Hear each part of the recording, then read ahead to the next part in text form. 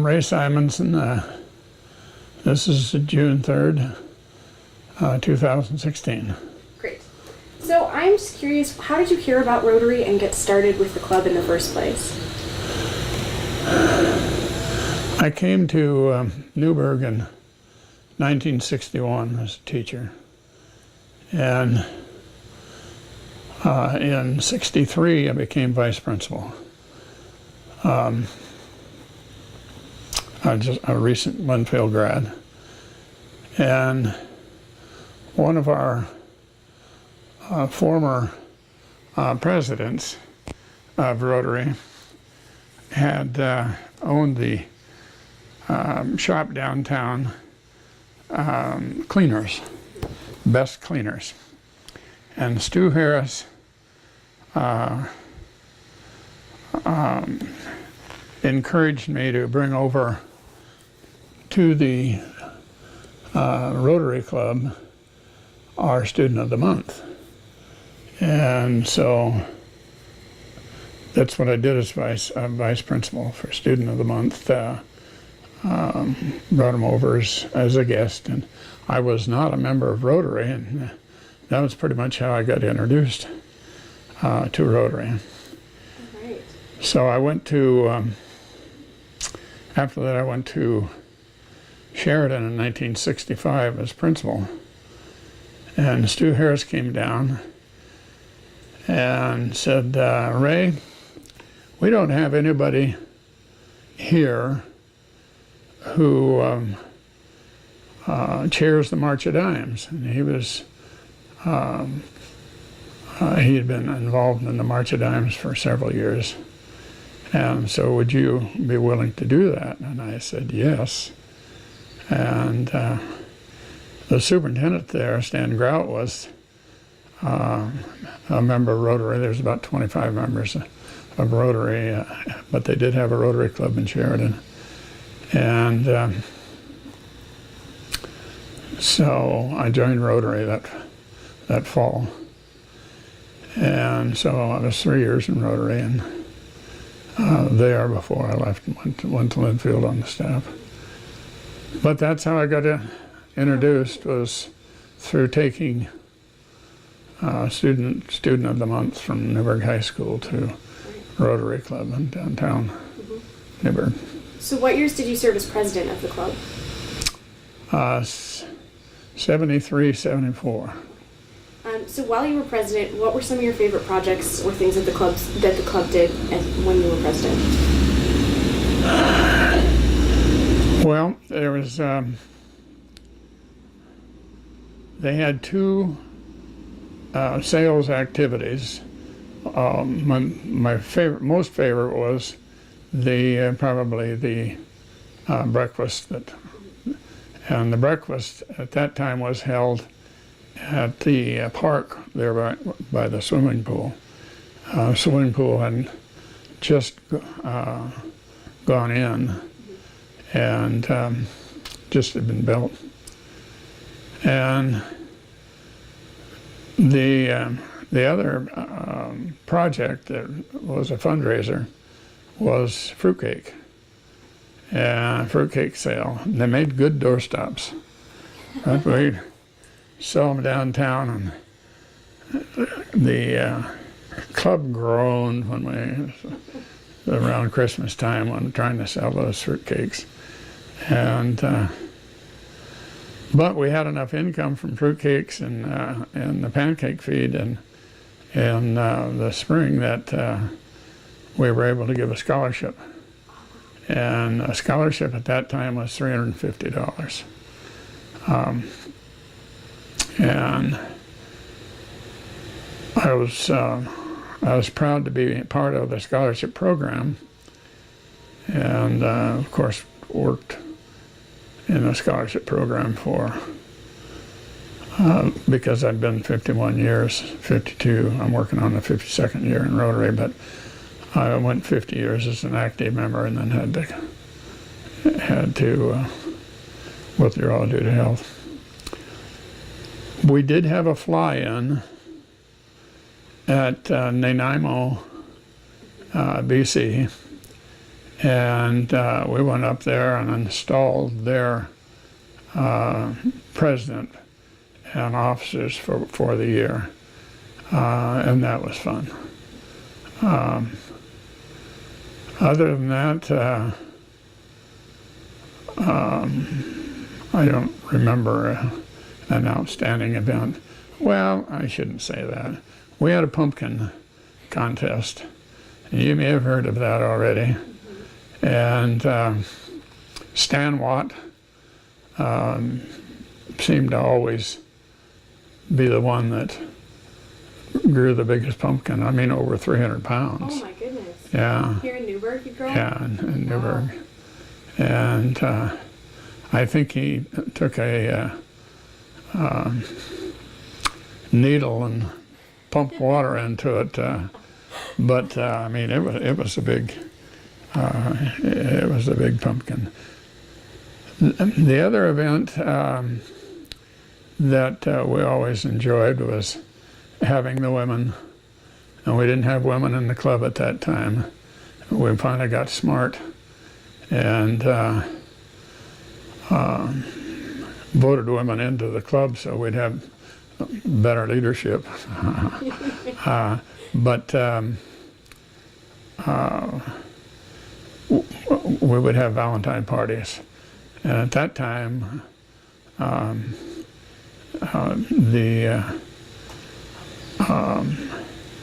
we had a grocer in town who was a past president, and he grew camellias in a hothouse, and he had a grocery, and his wife was a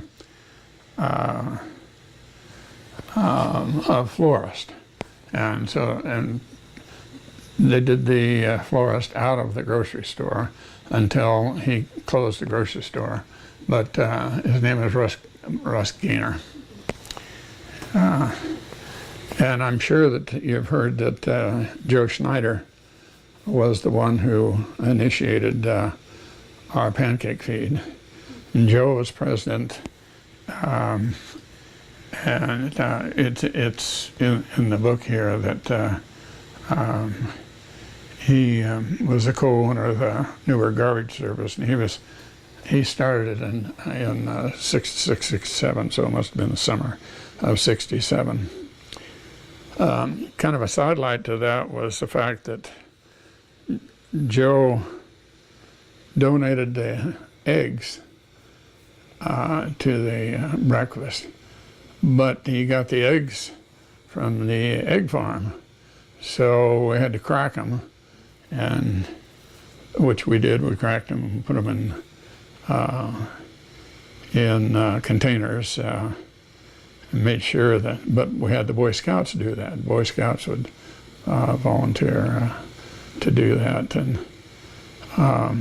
so we always had to kind of make sure that they were screened and make sure that there was no shells in the eggs, and just put them in a big pan, and of course then beat them up and serve scrambled eggs, not eggs that like the fire department does now. And you can ask what kind of eggs you want, over medium or whatever. I suppose that's the highlight, of course, was the Nanaimo trip in BC. And then probably the other highlight was the fellowship that we had. And it was good to get to know the business people, especially as an educator, representing the school district. Superintendent Lauren Douglas was. I talked to him about it. Said I've been in Rotary 5 years. When I came back in 1970, because I was here in 61 through 65. And I talked to him about staying, about participating in Rotary. and he said, he was the Quantum member, and he said, yeah, I'd like to have you represent us. So even as a vice principal, and really having to be at the school during lunch period, one day a week, he encouraged me to participate in Rotary. How would you say Rotary has impacted you? Oh, the service above self just explains it all. The outreach to the community, that's what Rotary is all about. And not just the community, but internationally, and we've done that. And you'll find out in your discussions with recent presidents that that is, to me, Rotary.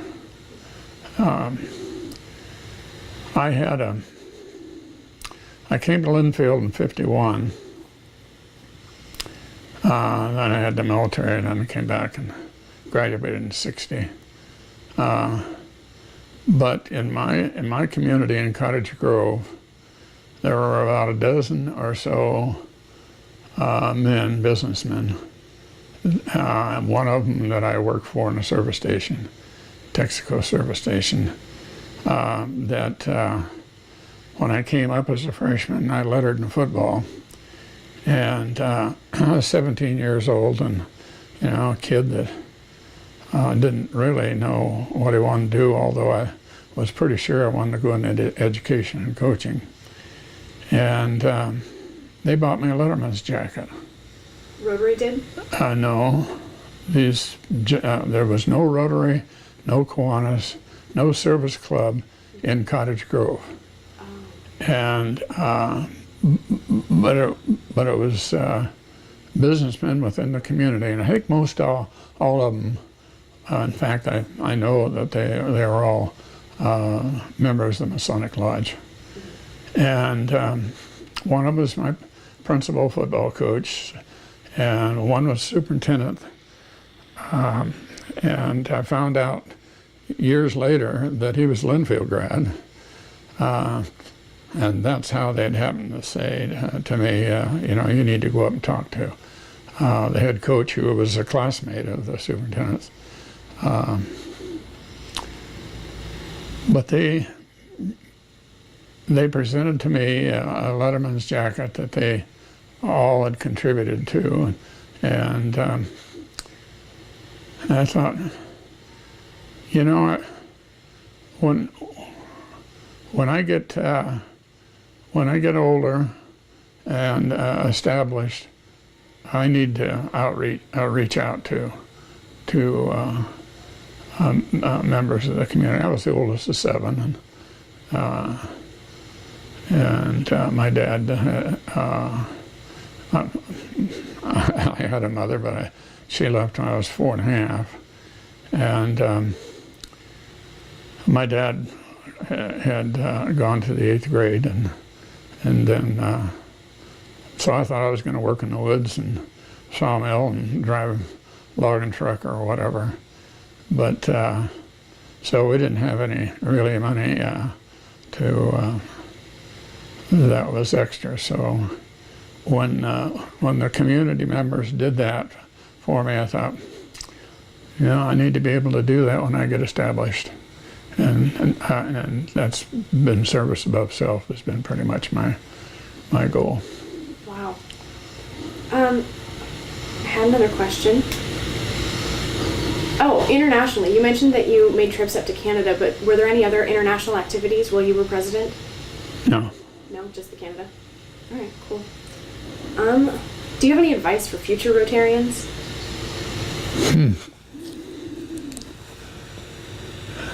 I don't have to advise our club. They have projects that far exceed any ideas that we might have had in the 70s and 80s. They're very, very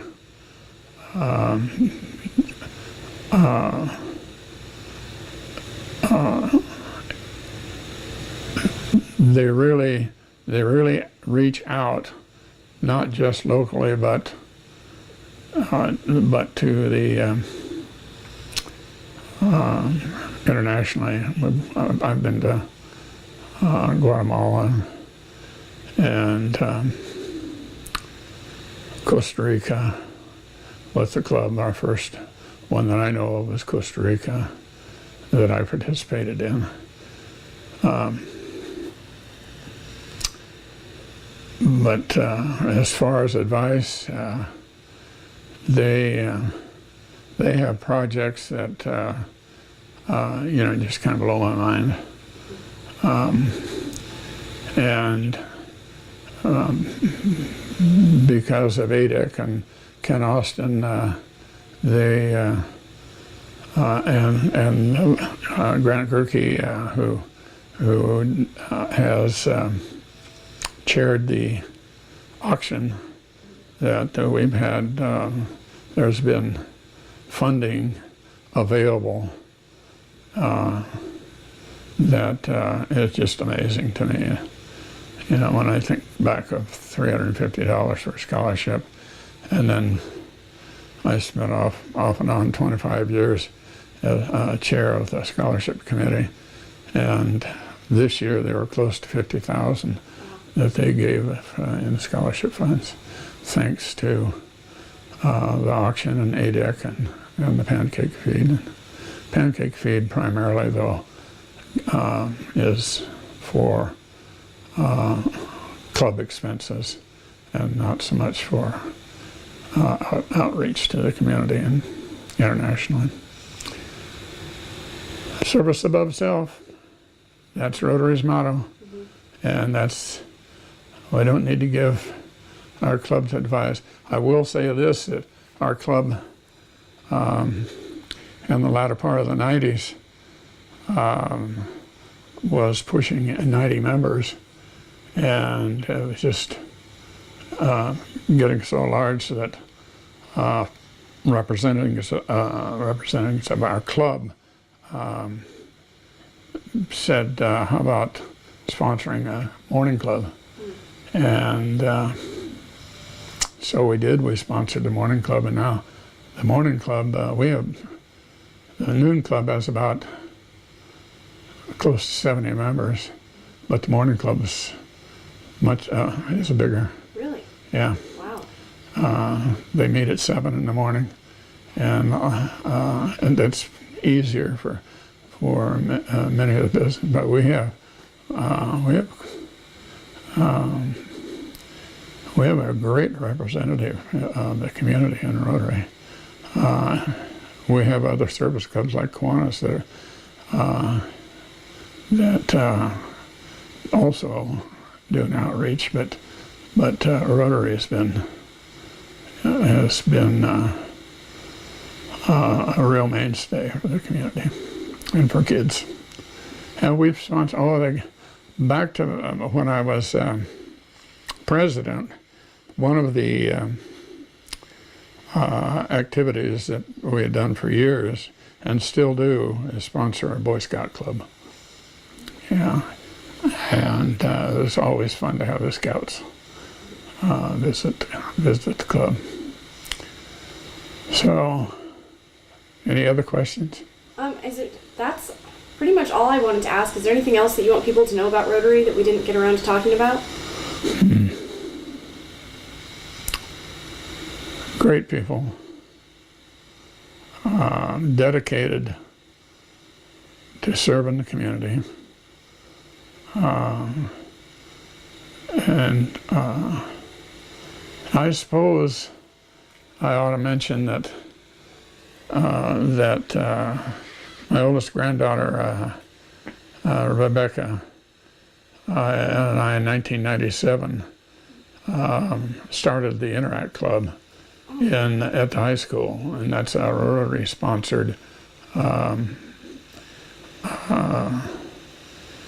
service club, and we've had Key Clubs for years. A Key Club was sponsored by Kiwanis, and even when I came in the '60s, the Key Club was well known as service club, but Key Club and Interact have a pretty difficult time now without a club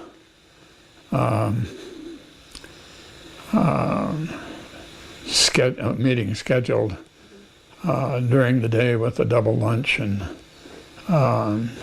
they have to meet morning or noon or split. I mean evening or split between the two lunch. I have half the clubmen, those who can make it on the first lunch, and those who can make it second lunch. But Interact has been you need to, and churches do this, and Boy Scouts and all of the other youth organizations, Park and Rec, but you need to provide opportunities for young people to learn how to serve. And if I had any encouragement or advice to activities, George Fox is a great one with their Serve Day. I mean, we've used groups at our church and every year since it started. But that's the kind of programs I'm talking about. Whether it's 4-H or learn how to reach out and serve others. And I'm not sure that answered the question. We did also start about that same time, 1998, 99, a Rotaract club at George Fox. And I'm not too sure that that's even active anymore. I don't know if it is. Yeah, and hopefully what we'd hoped to do was allow college students to reach out, but they have Serve Day, and